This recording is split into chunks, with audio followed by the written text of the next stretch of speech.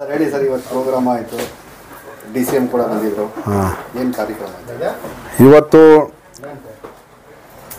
ನಮ್ಮ ಪುಲಕೇಶಿ ನಗರ ವಿಧಾನಸಭಾ ಕ್ಷೇತ್ರ, ಶಿವಾಜಿನಗರ ಮತ್ತು ಹೆಬ್ಬಾಳ ಕ್ಷೇತ್ರದ ಸಂಬಂಧಪಟ್ಟಂಗೆ ನಮ್ಮ ಸರ್ಕಾರದ ಮುಖ್ಯಮಂತ್ರಿಗಳಾದಂಥ DK ಶಿವಕುಮಾರ್ ಜಿ ಅವರು ಬಂದು ಜನಸ್ಪಂದನ ಕಾರ್ಯಕ್ರಮವನ್ನು ನಡೆಸಿಕೊಟ್ರು. ಈ ಕಾರ್ಯಕ್ರಮದಲ್ಲಿ ಎಲ್ಲ ನಮ್ಮ ಮುಖಂಡರುಗಳು, ಅಧಿಕಾರಿಗಳು ಬಂದಿದ್ದರು.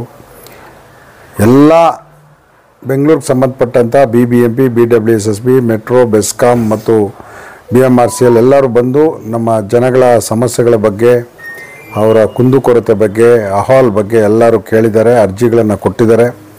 ನಮ್ಮ ಸರ್ಕಾರ, ನಮ್ಮ ಅಧಿಕಾರಿಗಳು ಕೂಡಲೇ ಅದ್ರ ಬಗ್ಗೆ ಕ್ರಮ ಕೈಗೊಳ್ತಾರೆ. ಇದು ಉತ್ತಮವಾದ ಒಂದು ಬೆಳವಣಿಗೆ. ನಮ್ಮ ಕ್ಷೇತ್ರಕ್ಕೆ ಈಗಾಗಲೇ ನಮ್ಮ ಸರ್ಕಾರದವರು, ನಮ್ಮ ಉಪಮುಖ್ಯಮಂತ್ರಿಗಳು ಈಗಾಗಲೇ 30 ಕೋಟಿಯನ್ನು ನಮ್ಮ ಕುಡಿಯುವ ನೀರಿಗೆ ಕೊಟ್ಟಿದ್ದಾರೆ. ರಸ್ತೆ ಕೂಡಲೇ ಅಭಿವೃದ್ಧಿಗೆ 40 ಕೋಟಿ ಕೊಟ್ಟಿದ್ದಾರೆ. ವೈಟ್ ಟಾಪಿಂಗ್ಗೆ ಸುಮಾರು 100 ಕೋಟಿ ಕೊಡ್ತಾ ಇದ್ದಾರೆ. ಆದ್ದರಿಂದ ಅಭಿವೃದ್ಧಿಗೆ ತುಂಬ ಸಹಕಾರಿ ಆಗ್ತಾಯಿದೆ. ಪುಲಕೇಶಿ ನಗರ ವಿಧಾನಸಭೆ ಕ್ಷೇತ್ರನ ಒಂದು ಅಭಿವೃದ್ಧಿ ಕಡೆ ನಾವೆಲ್ಲರೂ ಸೇರಿ ತಗೊಂಡು ಹೋಗ್ತಾ ಇದ್ವಿ. ಏನೇನು ಅರ್ಜಿ ಬಂದಿದೆ, ಏನಿದೆ ಸಮಸ್ಯೆ? ಮೇಜರಾಗಿ ಪಾಪ ಬಡವರಿಗೆ ಮನೆಗಳಿರ್ಬೋದು, ರಸ್ತೆ ಇರ್ಬೋದು, ಅಥವಾ ಗಾರ್ಡನ್ ಇರ್ಬೋದು, ಗಾರ್ಬೇಜ್ ಇರ್ಬೋದು, ಹಾಸ್ಪಿಟ್ಲ್ ಇರ್ಬೋದು, ಎಲ್ಲ ಥರ ಅರ್ಜಿಗಳು ಬಂದಿದೆ. ಅದನ್ನೆಲ್ಲ ಬಗೆಹರಿಸ್ತೀವಿ. ಸರ್, ಇನ್ನು ನೀವು ಸ್ಪೀಚಲ್ಲಿ ಹೇಳಿದ್ರಿ ಟ್ಯಾಕ್ಸ್ ಕೂಡ ಸಮಸ್ಯೆ ಇದೆ. ಹೌದು, ಅದೊಂದು ಈಗ ಲೇಟೆಸ್ಟಾಗಿ ಟ್ಯಾಕ್ಸ್ನ ನಮ್ಮ ಅಧಿಕಾರಿಗಳು ಕೊಡ್ತಾ ಇದ್ದಾರೆ.